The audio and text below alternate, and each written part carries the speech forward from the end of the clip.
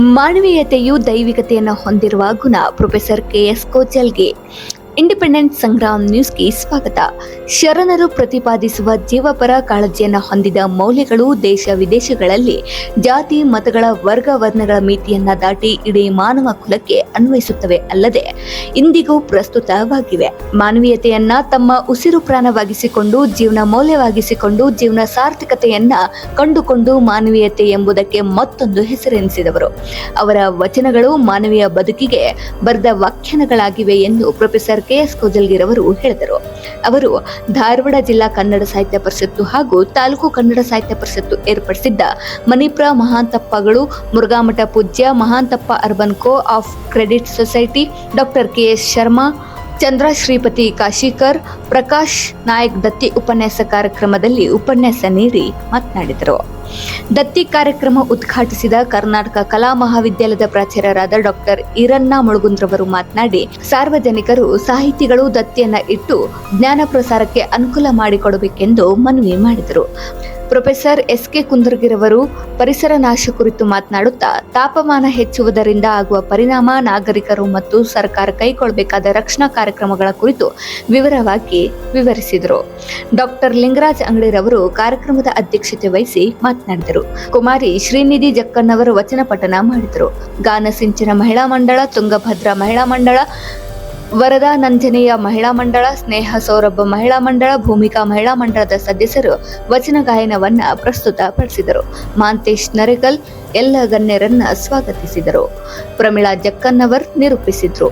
ಸುನಂದಾ ಯಡಾಳ್ ವಂದಿಸಿದರು. Guru Tegadi, SM Danapgoudar, SH Pratap, doctor Shivanand Kallur, doctor Chandrashekhar Hottigwad, Gangadhar Gadar, doctor Isabella Das, Umakant Arksali, ಮಾಜಿ ಸೈನಿಕ ಅನ್ವರ್ ಸಿಕಂದರ್, ಚಿಂತನ್ ಹತ್ತಿಕಾಳ್ ಮುಂತಾದವರು ಕಾರ್ಯಕ್ರಮದಲ್ಲಿ ಉಪಸ್ಥಿತರಿದ್ದರು.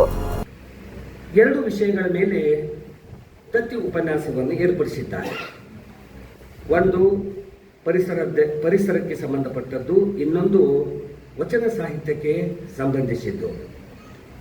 ಇಲ್ಲಿ ಜಾಗತಿಕ ತಾಪಮಾನ ಮತ್ತು ಪರಿಸರ ರಕ್ಷಣೆ, ಯಾರು BA, BSc, BCom ಓದ್ತಾ ಇದ್ದಾರೋ ಅವರೆಲ್ಲರ ಪಠ್ಯಕ್ರಮದಲ್ಲಿ ಈ ಒಂದು ಗ್ಲೋಬಲ್ ವಾರ್ಮಿಂಗ್ ಅಂದರೆ ಏನು, 8th, 9th, 10th ಸಿಲೆಬಸ್ದಿಂದ PUC first year, second year ಎಲ್ಲ ಪಠ್ಯಗಳಲ್ಲಿ ನಾವು ಈ ಒಂದು ಗ್ಲೋಬಲ್ ವಾರ್ಮಿಂಗ್ ಎಂಬ ವಿಷಯದ ಬಗ್ಗೆ ಸಾಕಷ್ಟು ಉಲ್ಲೇಖಗಳನ್ನು ನೋಡ್ತಾ ಇದ್ದೇವೆ. ಆದರೆ ಜನಸಾಮಾನ್ಯರಲ್ಲಿ ಈ ಗ್ಲೋಬಲ್ ವಾರ್ಮಿಂಗ್ ಬಗ್ಗೆ ಎಷ್ಟು ನಾಲೆಜ್ ಇರಬೇಕಾಗಿತ್ತೋ ಅಷ್ಟು ನಾಲೆಜ್ ಇಲ್ಲ. ಆದ್ದರಿಂದ ಒಂದು ಉತ್ತಮವಾದಂತಹ ವಿಷಯವನ್ನು ಆಯ್ಕೆ ಮಾಡಿಕೊಂಡದ್ದಕ್ಕೆ ನಾನು ಜಿಲ್ಲಾ ಕನ್ನಡ ಸಾಹಿತ್ಯ ಪರಿಷತ್ತು, ತಾಲೂಕಾ ಕನ್ನಡ ಸಾಹಿತ್ಯ ಪರಿಷತ್ತಿಗೆ ಧನ್ಯವಾದಗಳನ್ನು ಅರ್ಪಿಸ್ತೇನೆ. ಯಾಕಂತಂದರೆ ಜನಸಾಮಾನ್ಯರಿಗೆ ಈ ಗ್ಲೋಬಲ್ ವಾರ್ಮಿಂಗ್ ಬಗ್ಗೆ ಅಥವಾ ಜಾಗತಿಕ ಭೂ ತಾಪಮಾನದ ಏರಿಕೆ ಬಗ್ಗೆ ಸಾಕಷ್ಟು ಜ್ಞಾನ ಇರಬೇಕು.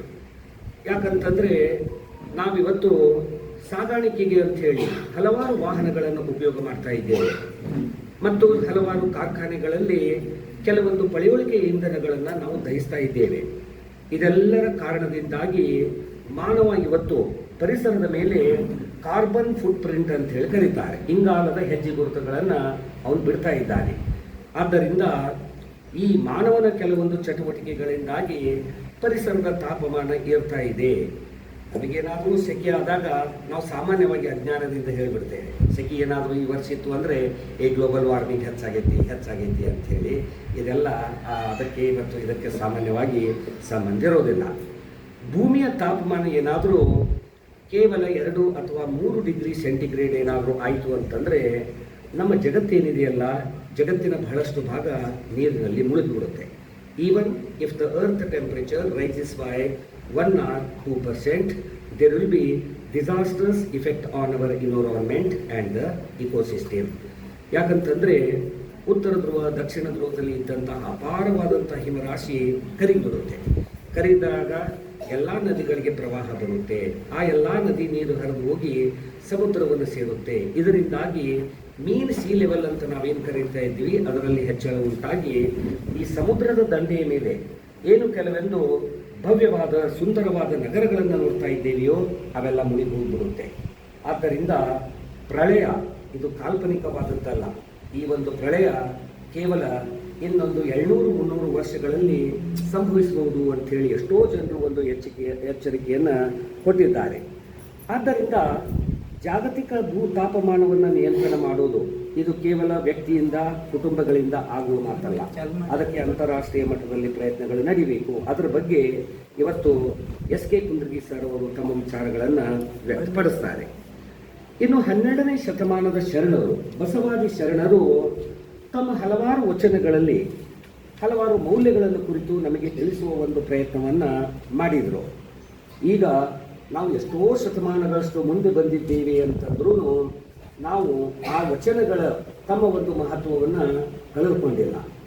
ಈಗ ಆಧುನಿಕ ಕಾಲದಲ್ಲಿ ನಾವೇನು ನೋಡ್ತಾ ಇದ್ದೀವಿ ಅಂತಂದರೆ, we are all changing money, power, status and everything. ಆದ್ದರಿಂದ 12ನೇ ಶತಮಾನದ ಶರಣರು ಎಷ್ಟು ಮಾರ್ಮಿಕವಾಗಿ ಹೇಳಿದರು ಅಂತಂದರೆ, ಆಯುಷ್ಯವುಂಟು ಪ್ರಳಯವಿಲ್ಲೆಂದು ಅರ್ಥವ ಮಡುಗುವಿರಿ, ಆಯುಷ್ಯವು ತೀರಿ ಮರಣವು ಬಂದಡೆ ಆ ಅರ್ಥವ ನುಂಬುವರಿಲ್ಲ. ಹೀಗೆ ಬಸವಣ್ಣನವರ ಹಲವಾರು ವಚನಗಳನ್ನು ವಿಶ್ಲೇಷಣೆ ಮಾಡಿದಾಗ ನಾವು ಸಂಪತ್ತನ್ನು ಸಂಗ್ರಹಿಸುವುದಕ್ಕೆ ಮೊದಲನೇ ಒಂದು ಆದ್ಯತೆಯನ್ನು ಕೊಡಬಾರ್ದು, ಸ್ಪಿರಿಚುವಲ್ ಇಮ್ಯಾನ್ಸಿಪೇಷನ್ ಅದಕ್ಕೆ ಮಹತ್ವವನ್ನು ಕೊಡಬೇಕು ಅಂಥೇಳಿ ಅವರೆಲ್ಲ ಹೇಳಿದರು. ನಾನು ವಚನ ಸಾಹಿತ್ಯವನ್ನು, ಹಲವಾರು ವಚನಗಳನ್ನು ಅಧ್ಯಯನ ಮಾಡಿದೆ. ಅದೇ ರೀತಿಯಾಗಿ ಬೈಬಲನ್ನು ಕೂಡ ಅಧ್ಯಯನ ಮಾಡಿದೆ.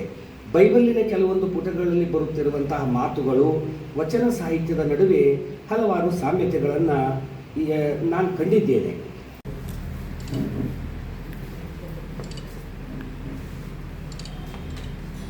ಮತ್ತು ಈ ನೈಸರ್ಗಿಕ ಕಾರಣಗಳು ಮತ್ತು ಮಾನವ ನಿರ್ಮಿತ 2 ಕಾರಣಗಳು ಇದಕ್ಕೆ ಕಾರಣ ಆಗ್ಯಾವ. ನೈಸರ್ಗಿಕ ಕಾರಣಗಳು ಜ್ವಾಲಾಮುಖಿ, ಭೂಕಂಪಗಳು ಮತ್ತು ಪರಿಸರ ಅಂದ್ರೆ ಸುಂಟರ ಗಾಳಿಗಳು ಅಂತ ಹೇಳ್ತಾರೆ, ಹೊಡೆತಗಳು. ಇವೆಲ್ಲ ಬಹಳ ಪರಿಣಾಮವನ್ನು ಜಗತ್ತಿನ ಮೇಲೆ ಮಾಡ್ತಾ ಇದ್ದಾವೆ. ಆದರೆ ಮಾನವನ ಪರಿಣಾಮಗಳನ್ನು ನಾನು ಒಂದೊಂದಾಗಿ ಹೇಳ್ತಾ ನಿಮಗೆ ಹೇಳ್ಕೊತ ಹೋದರೆ 2 ತಾಸು ಯಾಕೆ, 2 ದಿವಸ ಯಾಕೆ, 2 ತಿಂಗಳಾದ್ರೂ ಸಾಲೋದು.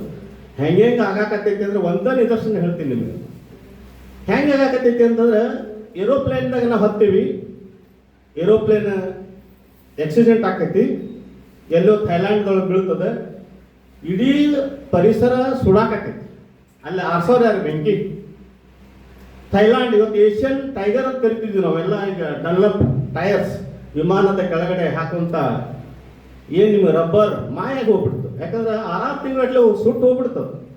ಇವತ್ತು ಆಫ್ರಿಕಾ ಖಂಡ ಅದು ಕೂಡ ನಮ್ಗೇನಾಗತ್ತೈತೆ ಅಂದ್ರೆ, ವಿಮಾನದ ಹೊಡೆತಗಳಿಂದ ಅಥವಾ ಆಕ್ಸಿಡೆಂಟ್ನಿಂದ ಅಥವಾ ಪೆಟ್ರೋಲಿನ ಹೊಡೆತಗಳಿಂದ ಭೂಮಿಯ ಮೇಲೆ ಕಾರ್ಬನ್ ಡೈಆಕ್ಸೈಡ್ CO2 ಆಗಿ CO3 ಆಗತ್ತೆ. CO2 ಅಂದ್ರೆ ಓಕೆ, ಕಾರ್ಬನ್ ಡೈಆಕ್ಸೈಡ್ ಆಗ್ತತಿ, ನಮ್ಗೆ ಎನ್ವೈರ್ಮೆಂಟ್ ಹೋಗ್ತತಿ. ಅದು ಹಸಿರು ಮನೆ ಅಂದರೆ ನಮ್ದು ಗಿಡಗಳು ನಮ್ಗೆ ಆಮ್ಲಜನಕ ಕೊಡ್ತವೆ, ಅದು ಸತ್ಯ. CO3 ಅಂದ್ರೆ ಮೊನಾಕ್ಸೈಡ್. ನಾವು ವಿಷ ತಿನ್ನಾಕತ್ತೀವಿ. ಈಗ ನರ್ವ್ ಸಿಸ್ಟಮ್ ಫೇಲ್ ಆಗ್ಯಾವ ಜಗತ್ತಿನ ಜನಾಂಗದ್ದು.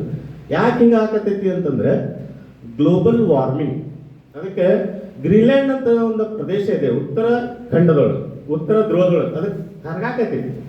ಯಾಕಂದ್ರೆ ಗ್ಲೋಬಲ್ ವಾರ್ಮಿಂಗ್ ಬರೀ 0.5 ಆಗಿದೆ. ಈಗ ಕೆಲವರು ಪತ್ರಿಕಾಕರ್ತರು ಬರೀತಾರ 2 ಆಗೈತಿ 3 ಆಗೈತಿ, ಅದೆಲ್ಲ ಸುಳ್ಳು. ಸರ್ ಹೇಳ್ದಂಗೆ 2 ಪಾಯಿಂಟ್ ಆಗ್ತದೆ, ನಾವು ಯಾವುದೂ ಇರೋಂಗಿಲ್ಲ, ಹಾರ್ಟ್ ಅಟ್ಯಾಕ್ ಆಗಿ ಸತ್ತು ಹೋಗ್ಬಿಡ್ತೀವಿ ನಾವು. ಓನ್ಲಿ 5.5 ಆಗಿದೆ. ಈಗ 1% ಆತಂದ್ರೆ ಗ್ಲೋಬಲ್ ವಾರ್ಮಿಂಗ್ ಜಗತ್ತಿನ ಮೇಲೆ ಪ್ರಾಣಿಗಳು ಇರಂಗಿಲ್ಲ. ಯಾಕಂದ್ರೆ 44 ಆತು 48 ಆತು ನಮ್ಗೆ ಹಾರ್ಟ್ ಅಟ್ಯಾಕ್ ಆಗಿಬಿಡ್ತೀವಿ. ಅದಕ್ಕೋಸ್ಕರವಾಗಿ ಮಾನವನ ಸಂತತಿ ನಾಶ ಆಗಿ ಹೋಗ್ಬಿಡ್ತೀವಿ. ಪರಿಸರವನ್ನು ಉಳಿಸ್ಬೇಕಾಗಿದೆ. ಹೆಂಗೆ ಉಳಿಸ್ಬೇಕು? ಪಾಪ್ಯುಲೇಷನ್ ಅನ್ನು ಕಡಿಮೆ ಮಾಡಬೇಕು. ಯಾಕಂದ್ರೆ 140 ಕೋಟಿ ಆಗಿದೆ ನಾವು. ಪ್ರಪಂಚದಲ್ಲಿ 750 ಕೋಟಿ ಅಂದರೆ 800 ಕೋಟಿ ಬರ್ತಾ ಇದ್ದೇವೆ. ಅಂದರೆ ಅವ್ರಿಗೆ ಆಹಾರ ಕೊಡಬೇಕು, ಟ್ರಾನ್ಸ್ಪೋರ್ಟೇಷನ್ ಕೊಡಬೇಕು, ಉದ್ಯೋಗ ಕೊಡಬೇಕು, ವಸತಿ ಕೊಡಬೇಕು, ಆರೋಗ್ಯ ಕೊಡಬೇಕು. ಇವೆಲ್ಲ ಮನುಷ್ಯನನ್ನ ಕಾಡ್ಲಿಕ್ಕತ್ತದ. ಆದರೆ ತಿಳಿಲಾರದ ಜನರು ಏನು ಮಾಡ್ಲಿಕ್ಕತ್ತಾರೆ? ಆಹಾರಕ್ಕಾಗಿ, ನೀರಿಗಾಗಿ ವಾರ್ ಮಾಡ್ಲಿಕ್ಕತ್ತಾರೆ. ಇವೆಲ್ಲ ಸಮಸ್ಯೆಗಳು ನಮ್ಮನ್ನು ಮಾನವನನ್ನ ಇಕ್ಕಟ್ಟಿಗೆ ಸಿಲುಕಿಸಿದಾವೆ. ಒಂದು ದೇಶ ತಾನೇ ಪ್ರಪಂಚದಲ್ಲಿ ಸಾಲಿಡ್ ಆಗಬೇಕು, ನಾ ಹೇಳೋದಕ್ಕೆ ಕೇಳಬೇಕು. ಇನ್ನೊಂದು ದೇಶ ನೀ ಏನು ದೊಡ್ಡವ, ನಾನು ನಿನ್ಕಿಂತ ಸಣ್ಣವಿರ್ಬೋದು, ನನ್ನ ಕಡೆ ಯುರೇನಿಯಂ ಇದೆ, ಒಂದ ಹೋಗುತ್ತೆ ಅಂದ್ರೆ ನೋಡಿ ಇಲ್ಲ ನೋಡ್ರಿ ಹೆಂಗಿದೆ. ಸೌತ್ ಕೊರಿಯಾ ಆಗಲಿ ಅಥವಾ ಇವತ್ತಿನ ಇವೆಲ್ಲ ನೋಡ್ರಿ ಹೆಂಗೆ ಅವನ್ನೆಲ್ಲ ನಾನು ಅಂಕಿ ಸಂಖ್ಯೆಗಳು ತಂದಿಲ್ಲ, 2 ಮಿನಿಟ್ ನಿಮ್ಮ ಜೊತೆ ಹಂಚ್ಕೊಂಡು ಹೋಗ್ತೀನಿ. ಯಾಕಂದ್ರೆ ನಾವು ಎಲ್ಲಿ ಶಾಂತತೆ ಅದಾವ ಅಲ್ಲಿ ಬಹಳಷ್ಟು ಬದುಕ್ತೇವೆ.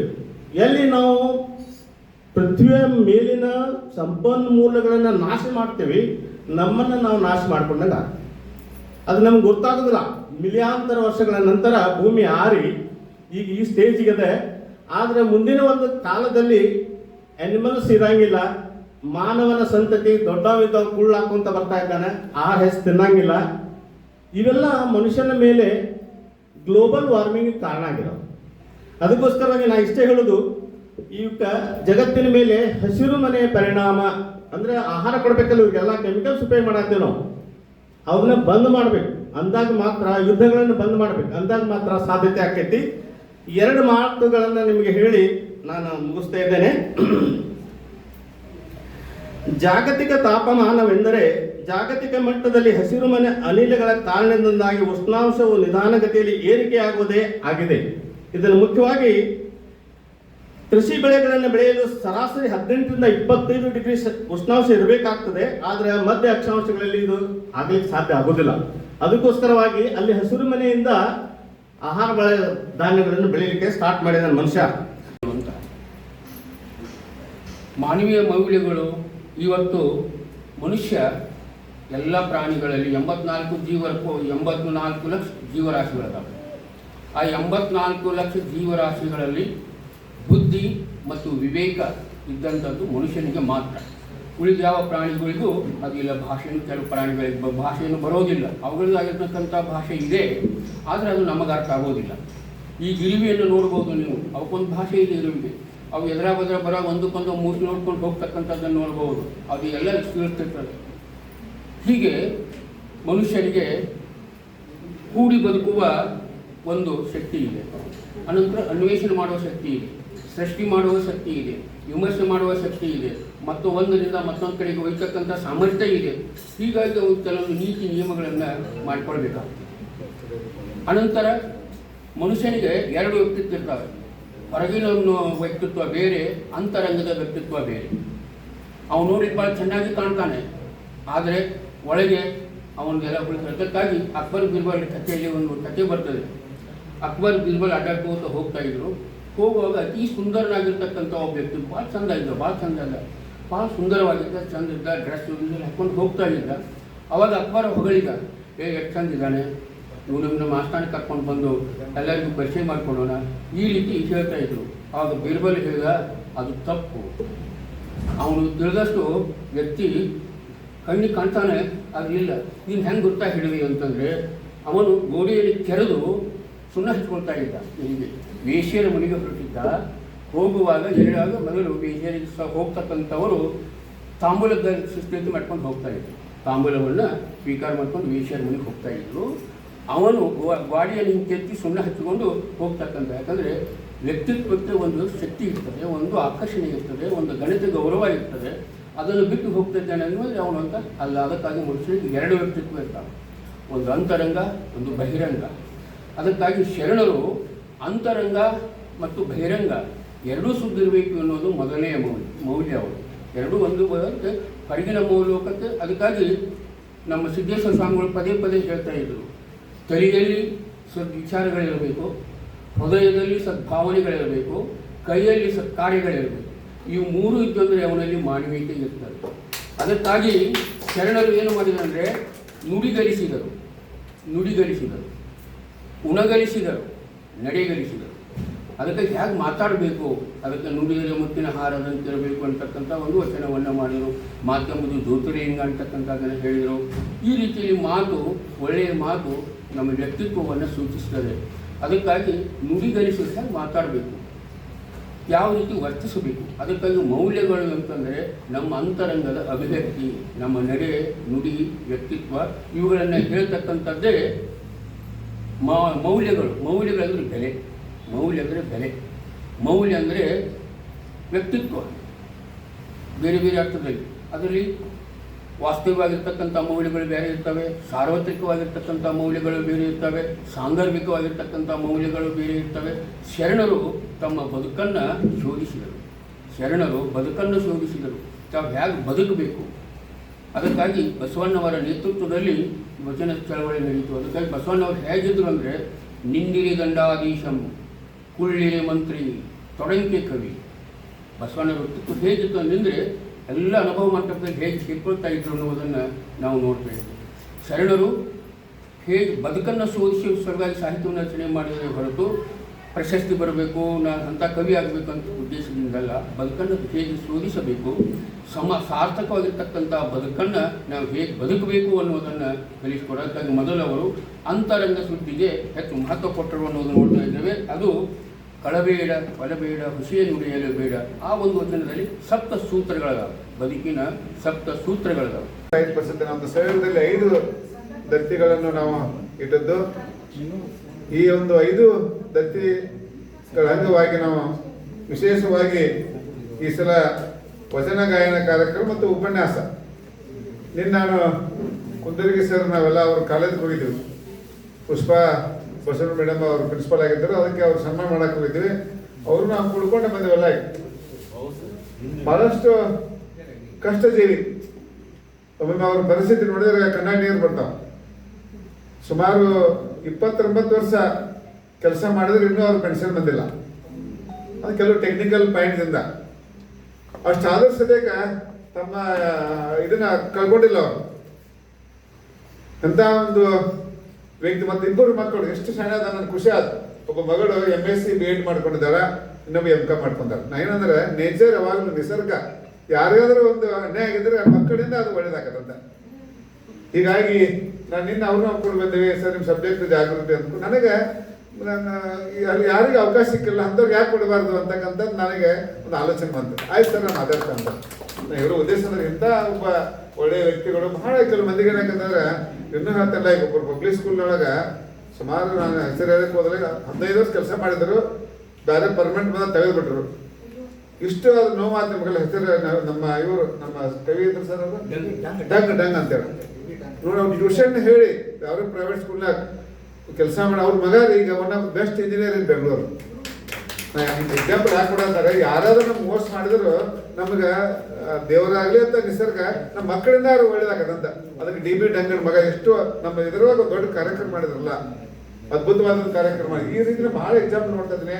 ಯಾರಿಂದ ಏನಾದ್ರೂ ನಮ್ಗೆ ಅನ್ಯಾಯ ಆಗಿದ್ರೆ ಎಲ್ಲಿಂದ ಮತ್ತೆ ನಮಗೊಬ್ಬ ಬಂದ ಸಹಾಯ ಮಾಡ್ತಾರೆ. ಆ ಒಂದು ನಿಟ್ಟಿನಲ್ಲಿ ನಮ್ಮ ಕುಂದರ್ಗಿ ಸರ್ ಬಹಳಷ್ಟು ತೊಂದರೆ ಆಗಿದೆ. ಆದರೂ ಪ್ರಯತ್ನ ಮಾಡ್ತಾ ಇದ್ದೇವೆ ಅದನ್ನ.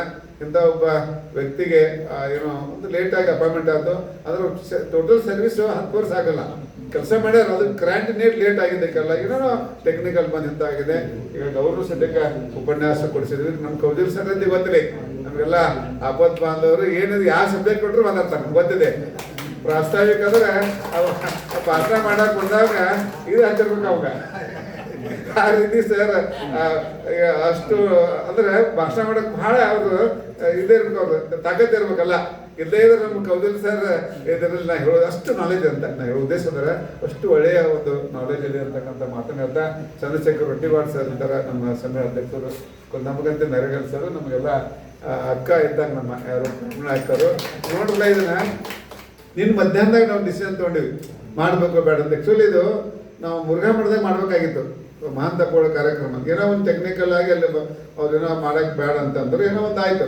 ಅದಕ್ಕೆ ನನಗೇನಾಗ್ತಂಗಾರ ಇಲ್ಲೇ ಮಾಡ್ಬೇಕಾದ್ರೆ ಒಂದೇ ದತ್ತಿ ಬೇಡ, 3-4 ದತ್ತಿ ಕೂಡಿಸುವಂತೆ ಮಧ್ಯಾಹ್ನ ನಾನು ನರೇಗಲ್ ಸರ್ ಮತ್ತು ದೊಡ್ಡಮಣಿ ಸರ್ ಕೊಡ್ಕೊಂಡು ಮಧ್ಯಾಹ್ನ 3 ಗಂಟೆಗೆ ಸರ್ 3 ಗಂಟೆಗೆ ಕುಂತ್ಕೊಂಡು ಎಲ್ಲರೂ ಕೂಡ್ಕೊಂಡು ಮೇಡಮ್ ಅವ್ರ ಬಸ್ನಾಗ ಎಲ್ಲ ಮೇಡಮ್ ಕರ್ಕೊಂಡು ಎದ್ದು ಕೊಟ್ಟಿದ್ರು ವಿಜಯವಾಡ ಒಳಗೆ. ಹಾಗೆ ಏನು ಮಾಡ್ಬೇಕಾದ್ರೆ ಚೆನ್ನಾಗಿ ಕೂಡಿಸ್ಬೇಕಲ್ಲ. ಆಯ್ತಂತ ಪಾಪ ಎಲ್ಲ ಫೋನ್ ಮಾಡಿದ್ರು. ಹೀಗಾಗಿ ಸರ್ಟಿಫಿಕೇಟ್ ಸದಕ್ಕೆ ಮಾಡ್ಸೋಕ್ಕಾಗಲ್ಲ. ಅದು ಆಮಂತ್ರ ಬಂದ್ರೆ ಬೆಳಿಗ್ಗೆ ಅದು ಎಲ್ಲ ಈ ರೀತಿ ನಮ್ಮದು ಏನಕ್ಕೆ ತೊಂದರೆ ಆಗ್ತಿರ್ತಾವ. ಅದು ನಿರಂತರ ಕಾರ್ಯಕ್ರಮ ಆಗಲಿ ಅನ್ನೋ ಸಲುವಾಗಿ 5 ದತ್ತಿಗಳು ಮಾಡಿದ್ದೇವೆ. ಮತ್ತು ಈ ದತ್ತಿ ದಾನಿಗಳು ಕೆಲವು ಸಂದರ್ಭದಲ್ಲಿ ಬರೋದಿಲ್ಲ. ಒಬ್ಬರು ಸಿಂಧಿಗಳು ಇದ್ದಾರೆ, ಒಬ್ಬರು ತೀರ್ಕೊಂಡ್ರ, ಆಮೇಲೆ ಇನ್ನೊಬ್ರು ಆಯ್ತು ಅಂತ ನಾವಂತ ಹೇಳಿರ್ತೇವೆ. ನಾವು ಕಮ್ಯುನಿಕೇಟ್ ಮಾಡೇ ಮಾಡ್ತಾನೆ. ನಿನ್ನೆ ಬೆಳಿಗ್ಗೆ ಸದ್ಯ ಫೋನ್ ಮಾಡಿಸೋದಕ್ಕೆ ಈ ರೀತಿಯಾದಂಥ 5 ದತ್ತಿಗಳನ್ನು ಮಾಡಿದ್ದೇವೆ ಅಂತ ಒಂದು ಒಳ್ಳೆಯ ನನಗೆ ಹೇಳೋ ಉದ್ದೇಶ ಅಂದ್ರೆ 2 ವಿಷಯ ಬಹಳ ಮಹತ್ವದ್ದು. ಈಗ ತಾಪಮಾನ ಜಾಸ್ತಿ ಆಗಿ ಎಷ್ಟು ಆಗೈತೆ ಅದಕ್ಕೆ ಸಾಧ್ಯ ಆದಷ್ಟು ಮಟ್ಟಿಗೆ ನಾವು ಎಚ್ಚರ ವಹಿಸ್ಬೇಕಂತಕ್ಕಂಥದ್ದು. ಮತ್ತು ಇನ್ನೊಂದು ಏನಪ್ಪ ಅಂದ್ರೆ ಮಾನವೀಯ ಮೌಲ್ಯಗಳನ್ನು ಬರಬೇಕು. ಬಸವಣ್ಣನ ತತ್ವಗಳನ್ನು ಒಂದಿಷ್ಟು ನೋಡ್ತಾ ಇದ್ದಾವಲ್ಲ ಸಮಾಜದಲ್ಲಿ ಏನಾಗೈತೆ ಅಂದ್ರೆ ಹೀಗೆ 2 ನಮ್ಮ ಜವಾಬ್ದಾರಿ ಅದು. ಈ ದೇಶದಲ್ಲಿ ನಮ್ಮ ಒಂದು ಏನು ಪರಿಸರ ರಕ್ಷಣೆ ಮಾಡಿದ್ರೆ ತಾಪಮಾನ ಕಡಿಮೆ ಆಗ್ಬೋದು. ಅದರಲ್ಲಿ ಮಾನವೀಯ ಮೌಲ್ಯಗಳು ಅದು ಬಸವಣ್ಣನ ತತ್ವಗಳನ್ನ ನಮ್ಮ ಜೀವನದಲ್ಲಿ ಅಳವಡಿಸ್ಕೊಂಡ್ರೆ ಸ್ವಲ್ಪ ಮಟ್ಟಿಗೆ ಆದ್ರೂ ನಮ್ಗೆ ಏನೋ ಸುಧಾರ ಮಾಡೋದು ನೆನೆದೊಬ್ಬನೇ ಆಗ ಸಾಧ್ಯವಿಲ್ಲ. ಸ್ವಲ್ಪ ಮಟ್ಟಿಗೆ ಆದ್ರೂ ಹನಿ ಹನಿ ಕೂಡ್ಸಬೇಕಂತ ನೋಡಲ್ಲ ತಾಯಂದ್ರೆ ಎಷ್ಟು ಚಂದ್ರ ಸರ್ ಭಾಷಣ ಕೇಳಕತ್ತಿದ್ರು. ಖುಷಿ ಆತ ನನಗೆಲ್ಲ. ಎಲ್ಲರೂ ನಿಮ್ಮ ಲಕ್ಷ್ಯಲ್ಲೇ ಇತ್ತು ಅಂದ್ರೆ ಈ ರೀತಿ ನಿಮಗೂ ಸದ್ಯಕ್ಕೆ ಒಂದು ಅಸೆಟ್ ಆಗ್ತಿರಲ್ಲ ಇಂಥ ಒಂದು ಒಳ್ಳೆಯ ಮೌಲಿಕವಾದಂತಹ ಕಾರ್ಯಕ್ರಮ ಮಾಡ್ಕೊಂಡೇವೆ ಇಲ್ಲಿ ಅಂತ. ನಮ್ಮ ನಡಕಟ್ಟಿ ಅಕ್ಕಾರ ಬಂದದ್ದು ಬಹಳ ಖುಷಿ ಆಯ್ತು. ಇಡೀ ತಮ್ಮ ನಡಕಟ್ಟಿ ಫ್ಯಾಮಿಲಿ ಅಂದ್ರೆ ಬಸವದತ್ತ ಧಾರವಾಡದಾಗ ಏನೋ ಬಸವದತ್ತ ಉಳಿದ್ರೆ ಅವ್ರಿಂದ ಉಳಿದೆ ಅಂತ ಹೇಳ್ಬೋದು. ಇವ್ರ ಅಣ್ಣವರಾಗಲಿ ಅವರಾಗಲಿ ಬಸವ ಮರಾಠಿ ಒಳಸದೇ ಟ್ರಾನ್ಸ್ಲೇಟ್ ಮಾಡಿದಲ್ಲ ಇಂಥ ಒಂದು ಅದ್ಭುತವಾದಂಥ ಕಾರ್ಯಕ್ರಮಕ್ಕೆ ನಮ್ಮ ಸಹೋದರಿ ಸಭೆ ಸೊಲ್ಲಾಪುರ ಕೊಂಡೆ ಅವ್ರ ಊರಿಗೆ ನಾವೆಲ್ಲ ಇಲ್ಲಿ ಇದಕ್ಕೆ ಮಹಾರಾಷ್ಟ್ರಕ್ಕೆ ನಮ್ದೇನು ಹೊರನಾಡ ಕನ್ನಡಿಗ ಸಮಾವೇಶ ಇದೆ. ನಮ್ಮ ಕರ್ನಾಟಕ ವಿದ್ಯಾರ್ಥಿ ಸಂಘದ 2021ಕ್ಕೆ ಮೇಡಮ್ ಅವ್ರದ್ದು ಭಾಷಣ ಇದೆ. ನಮ್ಮ ಕೌಜಲ್ ಸರ್ದು ಒಂದು ಅಧ್ಯಕ್ಷತೆ ಇದೆ. ನಾವು ಎಲ್ಲ ಹೊಂಟೇವೆ. ಅದಕ್ಕಾಗಿ ನೀವು ಸದ್ಯಕ್ಕೆ ಆ ಕಾರ್ಯಕ್ರಮಕ್ಕೆ ಬರಬೇಕು ಅಂತಕ್ಕಂಥ ಮಾತನಾಡ್ತ ಇನ್ನೊಬ್ಬ ನಮ್ಮ ಸಹೋದರರು ಮಾತಾಡ್ಬೇಕಂದ್ರೆ ನೆಕ್ಸ್ಟ್ ಕೊಟ್ಟೆ ಸರ್. ಸಮಯ ಜಾಸ್ತಿ ಆಗಿದೆ. ಯಾಕೆ ನಿಮ್ಮ ಹುರುಪಿಗೆ ನಾವು ಖುಷಿ ಅನಿಸ್ಬೇಕಲ್ಲ. ಹೀಗಾಗಿ ನಿಮ್ಮೆಲ್ಲ ಮೆಂಬರ್ಶಿಪ್ ಮಾಡ್ಕೊತೇವೆ. ಇವತ್ತು ನಮ್ಮ ಚಿಂತನದ ಮಾಡಿದ ಮೆಂಬರ್ಶಿಪ್ ಆನ್ಲೈನ್ದೊಳಗೆ ಪಾಪ ನೋಡ್ರಲ್ಲ ನಮ್ಮ ಡಾಕ್ಟರ್ ಮಗ ಎಷ್ಟು ಒಳ್ಳೆತನ.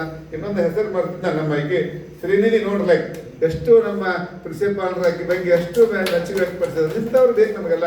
ಯಾರು ಹೇಳ್ತಾರೆ ನಮ್ಗೆ ಬರೇ ಟಿಂಕಲ್ ಟಿಂಕಲ್ ಲಿಟಲ್ ಸ್ಟಾರ್ ಅಂತಕ್ಕಂಥ ಅದನ್ನ ಕಲಿಸ್ತೇವೆ. ಅದು ಬೇಕಂತಲ್ಲ, ಇಂಥ ವಚನವನ್ನ ಕಲಿಸ್ತಕ್ಕಂಥ ಒಂದು ಕುಟುಂಬದಲ್ಲಿ ಬಹಳ ಕಡಿಮೆ. ಅದಕ್ಕೆಲ್ಲ ಅಮ್ಮನ ಕಾರಣ.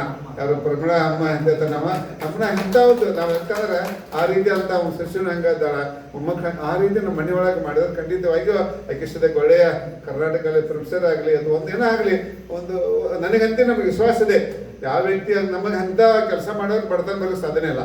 ಏನಾದ್ರೂ ನಮಗೆ ಒಂದು ಒಳ್ಳೆಯ ರೀತಿಯಾದಂಥ ಸಂಪಾದನೆ ಮಾಡ್ಲಿಕ್ಕೆ ಸಾಧ್ಯವಾಗ್ತೈತೆ ಅಂತಕ್ಕಂಥ ಮಾತನ್ನಂತ ಬೆಳಿಗ್ಗೆ ಸದ್ಯಕ್ಕೆ ನಮ್ಮ ಸಂಗ್ರಾಮ್ ನ್ಯೂಸ್ದವರು ನಮ್ಮ ಅವ್ರದೇ ಪತ್ರಿಕೆ ಮಾಡಿದ್ರು ಇಂಡಿಪೆಂಡೆಂಟ್ ಸಂಗ್ರಾಮ್ ನ್ಯೂಸ್ ಅಂತ ನೋಡ್ರಿ. ಇವತ್ತು ಅದಕ್ಕೆ ಬೆಳಿಗ್ಗೆ ಬಂದೆ ನಾನು ಮುಂಜಾನೆ 10 ಗಂಟೆಗೆ ಬಂದಾಗ ಇಲ್ಲಿಲ್ಲ. ನನಗೆ ಇಷ್ಟು ಅವರೆಲ್ಲ ಅವ್ರ ತಂದೆ ಇವ್ರಿಗೆ ಅಕ್ಕ ಎಷ್ಟು MSc ಎಲೆಕ್ಟ್ರಾನಿಕ್ಸ್ ಎಲ್ಲ ಜರ್ನಲಿಸಮ್ ಅವ್ರನ್ನ ಸ್ವಂತ ಪತ್ರಿಕೆ ಮಾಡ್ತಾರೆ. ನಿಜಕ್ಕೂ ನನಗೆ ಬಹಳ ಖುಷಿ ಆಯ್ತು. ಈಗ ಅದಕ್ಕೆ ಮುಂಜಾನೆ ಬಂದಾನು ಇಲ್ಲಿ ಹೋಗಲಿಲ್ಲ, ಅಲ್ಲೆಲ್ಲ ಅಡ್ಡಾಡ್ಕೊಂಡು ಇಲ್ಲೇ ಬಂದು ಇಲ್ಲೇ ಒಂದು ಅರ್ಧ ತಾಸು ರೆಸ್ಟ್ ತಗೊಂಡು ಈ ರೀತಿ ಚಿಂತನೆ ಹೊಲಕ್ಕೆ ಕೊಡ್ಬೇಕು ನನಗೇನೋ ಖುಷಿಪ. ಒಂದು ಸಮಾಜಕ್ಕಾಗಿ ಸಾಹಿತ್ಯ ಪರಿಷತ್ ಕೆಲಸ ಮಾಡಬೇಕು. ಅದು ಸದ್ಯಕ್ಕೆ ನೀವೆಲ್ಲರೂ ಕೊಡ್ಕೊಂಡು ಯಶಸ್ವಿಯಾಗಿರುತ್ತೆ ಅಂತ ಮುರುಘಾ ಮಠದ ಮಹಾನ್ ತಪ್ಪುಗಳ ಬಗ್ಗೆ ಸಾರಂಗ್ ಪ್ರಭುದೇವ ಸಾರಂಗ್ ಮಠದ ಸರ್ ಸ್ವಾಮೀಜಿಯವ್ರು ದತ್ತೀರಿ ಅವ್ರ ಶಿಷ್ಯರತ್ತಲ್ಲ. ಈಗ ನಾವು ಒಂದೊಂದೇ ಸಪ್ರೇಟ್ ಆಗಿ ಮಾಡ್ಬೇಕಂದ್ರೆ ಅವರೆಲ್ಲ ಬರಬೇಕು ಮಾಡ್ಬೇಕಂದ್ರೆ ಆಗ್ತಾ ಇಲ್ಲ. ಹೀಗಾಗಿ ದಯವಿಟ್ಟು ದತ್ತಿ ದಾನಿಗಳಿಗೆ ನಾನು ವಿನಂತಿವಾಗಿ ತಾವೇ ಬಂದು ಚೆನ್ನಾಗಿ ಕುಡಿಸಿ ಮಾಡಿದ್ರೆ ನಾನು ಒಂದೊಂದೇ ಮಾಡ್ತೇನೆ. ಒಂದು ಬರದೇ ಇದ್ರೆ ಮಾಡಲೇಬೇಕಲ್ಲ. ಈಗಂತ ನಿಮ್ಮಂತೆ ಮಾಡ್ತಾರೆ. ಯಾಕಂದ್ರೆ ಈಶ್ವರ ದಾಸರು ಬಹಳ ದೊಡ್ಡ ಶಕ್ತಿ ಇದೆ, ಖರ್ಚು ಮಾಡ್ತಾರೆ, ಮತ್ತು ಜನನೂ ಕುಡಿಸುವಂತ ಶಕ್ತಿ ಇದೆ. ಹೀಗಾಗಿ ದತ್ತಿ ದಾನಿಗಳಲ್ಲಿ ನಾನು ಇವನ್ನ ಆನ್ಲೈನಲ್ಲಿ ಹೋಗಕ್ಕೆ ದತ್ತಿ ಅವ್ರಿಗೆ ವಿನಂತಿ ಏನಪ್ಪ ಅಂದ್ರೆ ನಿಮ್ಮ ಒಂದೊಂದೇ ದತ್ತಿ ಮಾಡ್ತೀವಿ. ನೀವು ಬಂದು ಹಾಲು ತುಂಬಿಸ್ಬೇಕಲ್ಲ, ನೀವು ಬಂದು ಖರ್ಚು ಮಾಡ್ಬೇಕು. ಇಲ್ಲೇ ನಮಗೆ ಖರ್ಚು ಮಾಡೋಕೆ ಆಗೋದಿಲ್ಲ. ಲೈಕ್ ಹೇಳಿ 15-25 ಸಾವಿರಕ್ಕೆ ಬರೆದ ಬಡ್ಡಿ ಎಲ್ಲ ಬರೋ 1500 ಬರ್ತೈತೆ ಮಾಡೋಕ್ಕಾಗೋದಿಲ್ಲ. ಅದಕ್ಕಾಗಿ ಏನೇನೋ ಕೊಡಿಸ್ಕೊಂಡು ಮಾಡ್ತಾ ಇದ್ದೇವೆ. ಈಗ ಆದರೂ 130 ದತ್ತಿ ಇದ್ದಾವೆ. ಆ ಎಲ್ಲ ದತ್ತಿಗಳು ಮಾಡ್ತೀವಿ ಅಂತಕ್ಕಂಥ ಮಾತನ್ನತ್ತ ಮತ್ತೊಮ್ಮೆ ಇಂಥ ಕಾರ್ಯಕ್ರಮ ಯಶಸ್ವಿಯಾಯಿತು ಅಂತ ಹೇಳ್ತಾ ಎಲ್ಲರೂ ಇದರಿಂದ ಮುಂದೆ ಸದ್ಯಕ್ಕೆ ಈಗ ನಾವು 25ನೇ ತಾರೀಕು ಅಮೀನ್ ಬಾಯಿ ಇಟ್ಕೊಂಡು ಪ್ರತಿಭಾ ಪುರಸ್ಕಾರ ಅಂತಿದೆ. ಈಗ ನಾವು ಕಾಲೇಜು ಹೈಸ್ಕೂಲ್ ಸದ್ಯಕ್ಕೆ ಬೇರೆ ಬೇರೆ ಕಡೆ ಹೋಗಿ ಮಾಡಿ ಮತ್ತೆ ತಿಂಗಳಿಗೆ ಒಮ್ಮೆ 2 ಸಲ ನಿಮಗೆಲ್ಲ ಕರೆದು ಅದಕ್ಕೆಲ್ಲ ಬರ್ಬೇಕಂತ ಹೇಳ್ತಾ ಮತ್ತೊಮ್ಮೆ ತಾಯಂದರಿಗೆ ಹೃದಯಪೂರ್ವಕ ಅಭಿನಂದನೆ ಹೇಳಿ ಇದೆಲ್ಲರೂ ಗ್ರೂಪ್ ಫೋಟೋ ಇದೆ, ದಯವಿಟ್ಟು ಬರ್ಬೇಕು.